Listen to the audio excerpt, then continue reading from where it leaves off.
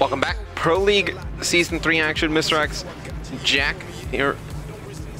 Gonna be talking about Faze versus Rise. Looks like Clay the only one to join up.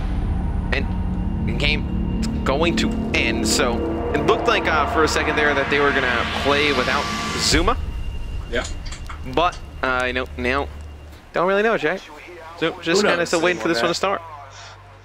Yeah, when you said that, our predictions could all be wrong if Zuma doesn't play. Yeah, you're like, oh, yeah, it looks like we're going to play man down. I literally just went, all right, well, our predictions were completely off then. Okay, let me see if I can go on Twitter. I don't think that's going on. Our fault. If we're wrong because someone doesn't show up. Yeah, it's very odd. Yep. Yeah. Maybe I think Zuma was having some internet connections the other day. Maybe something along that nature. Don't really know. Trying to figure it out now. Nope. Don't really see what's going on, but map starting up again. They may be playing man down, may not. So we're about to find out at the same time as you guys. You can jump right back into the game. It's going to be Detroit Hardpoint kick things off. Jack, obviously your predictions change a little bit if they're playing man down. You know, man, I'm going to make a bold statement. If Faze doesn't have Zuma, I don't see them winning this match. I'm going to go on board with the same thing. Yeah. The use and Jack. So let's see. We have Attach. Zuma's in the game. They have it. Looks like we're just missing one player. All right, so we have a 4-on-4 game. Woo. This is the way it should be. Jack, who do you want to kick things off with? I'm on board with TCM. I want to see how he starts this game off. Obviously, the new pickup for Rise, no longer having Goonjar on this team. He's a very aggressive sub player. Already getting towards towels here with that cop vision. 3 players on his left. See if he's able to pick one up. He's going to jump into the hill. He's going to be able to take out one player directly in front of him. Going to finish off the second. Can he get the third? He can't finish the third player off, but look at this. Attach is 5-0. Attach is 5-0 here to start things off. I mean, can't ask for a much better start than that. Enable in the hill. He's going to pick up one.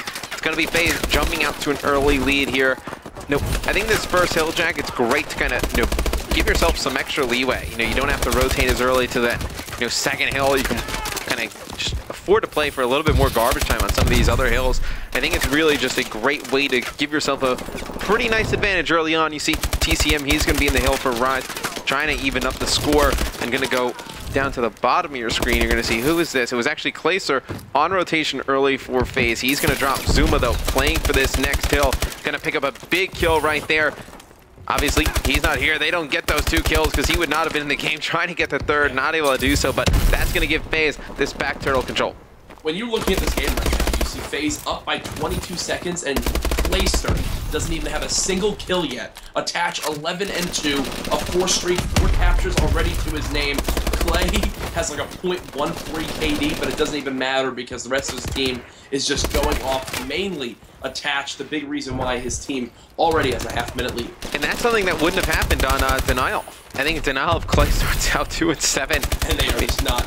They really struggle, that team, I think, if he starts out 2-7. So this is kind of why, you wondered, you know, why Clay and Attach make this move over to Faze to play with Zuma and Enable, and they do it for that reason. You know, there's not, I mean, there's still a lot of pressure on those guys, but not as much as there was before to kind of carry the load. And the hill going to be moving over towards the lobby. We can go on board with Enable. He's going to be rotating over here first for both teams, and he's going to have some gunfights coming up here in a second. Players pushing straight through the front. You see TCM picking up one.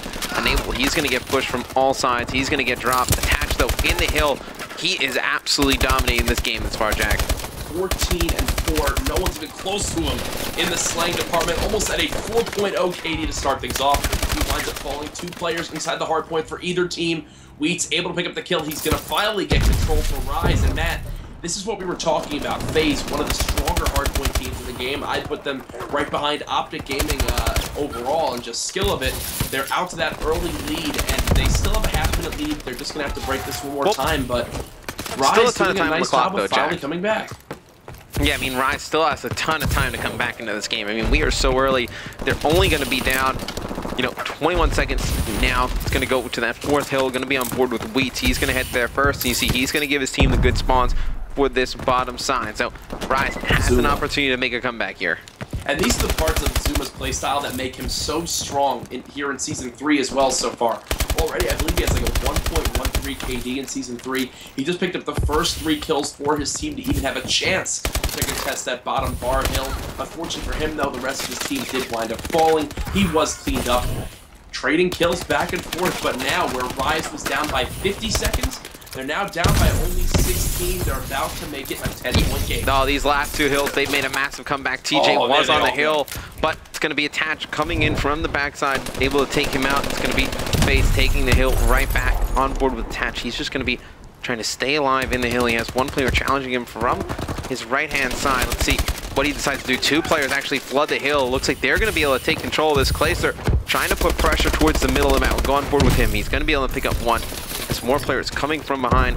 It's going to have some teammate help there. 2 seconds left, though. They're going to give Rise the garbage time. They're going to elect to rotate towards this 5th hill, but Rise doing a nice job of making this comeback. TJ on a 3 streak. If he heats up, Jack, this one could get close here going into the second half.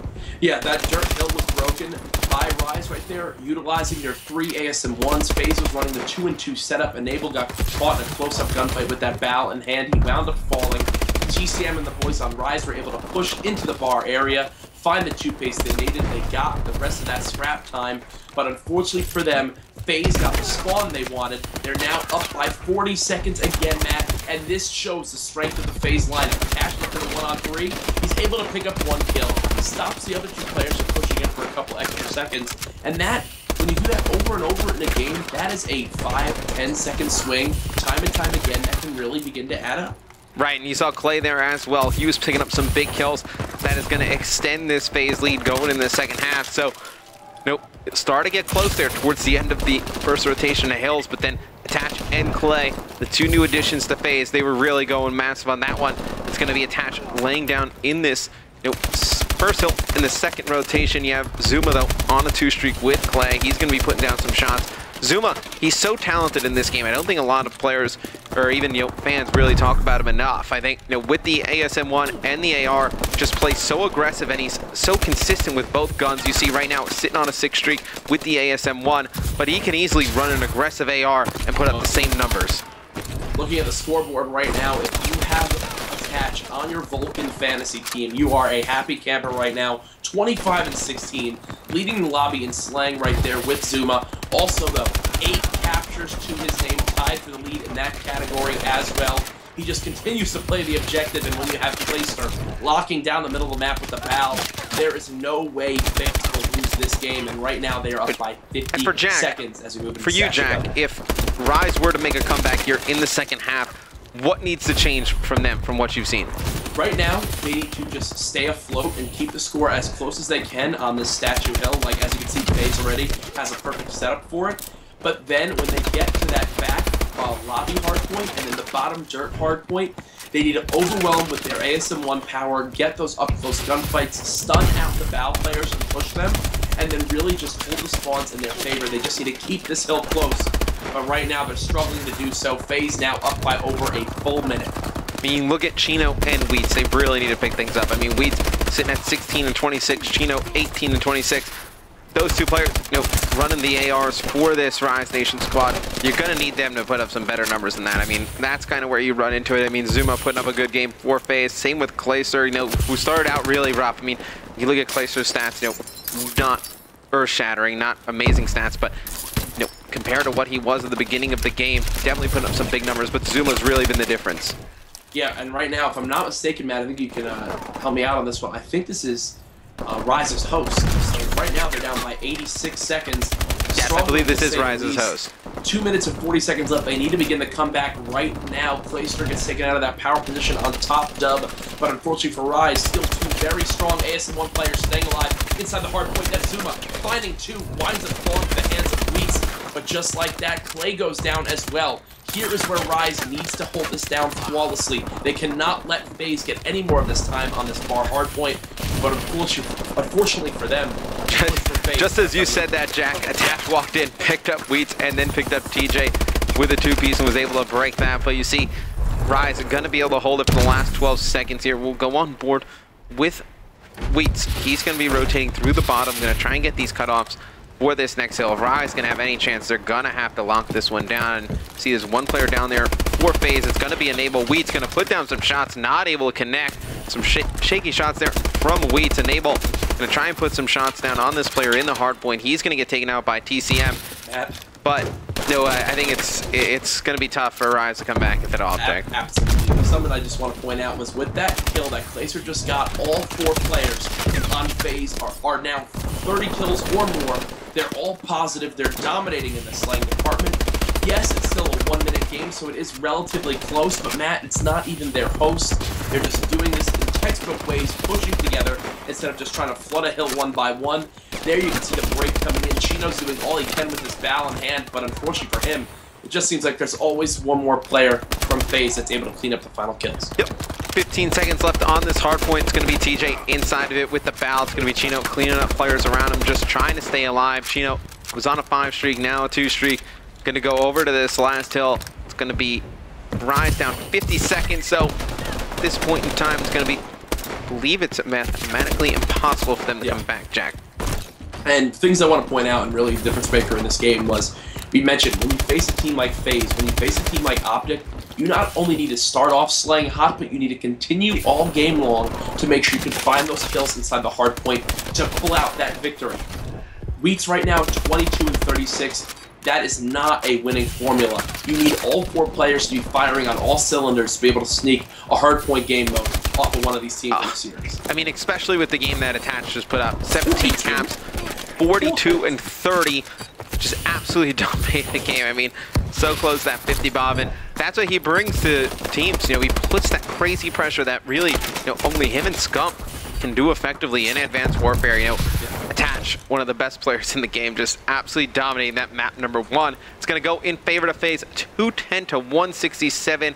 Take a look at the scoreboard right there. Again, Attach with a monster game, 42-31, 17 caps.